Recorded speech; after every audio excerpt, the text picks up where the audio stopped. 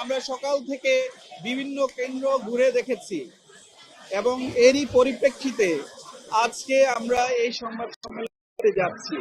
আমাদের যে অবজারভেশন আমরা যা দেখেছি সেন্টারগুলিতে, সে অবজারভেশন আমাদের শিক্ষক সমিতির সভাপতি ডক্টর রইসুদ্দিন তুলে ধরবেন। তার আগে আমি শেষ করার আগে আপনাদেরকে ধন্যবাদ জানাতে চাই। তারও আগে আমি বলতে চাই আমাদের বিশ্ববিদ্যালয়ের সর্বোচ্চ অভিভাবক, আমাদের সবার গার্ডিয়ান, আমাদের বিশ্ববিদ্যালয়ের মাননীয় ভাইস চ্যান্সেলর রেজাউল করিম স্যারকে আমরা শিক্ষক সমিতির পক্ষ থেকে ধন্যবাদ জানাচ্ছি। একই সাথে ধন্যবাদ জানাচ্ছি প্রধান নির্বাচন কমিশনার সহ অন্যান্য নির্বাচন কমিশনার মহোদয়গণ, যারা অত্যন্ত পরিশ্রম করে আজকের এই নির্বাচন অনুষ্ঠানটি বাস্তব রূপ দিচ্ছেন।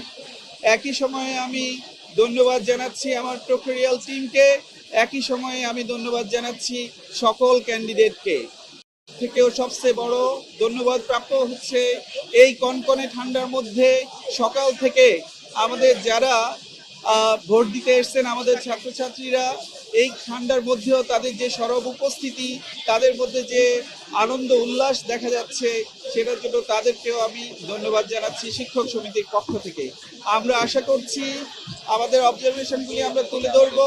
একই সময়ে সকাল থেকে যেভাবে আনন্দ উৎসব মুখরভাবে ভোট গণনা ভোট কাস্টিং শুরু হয়েছে, আমরা আশা করি শেষ পর্যন্ত সেটা চলতে থাকবে।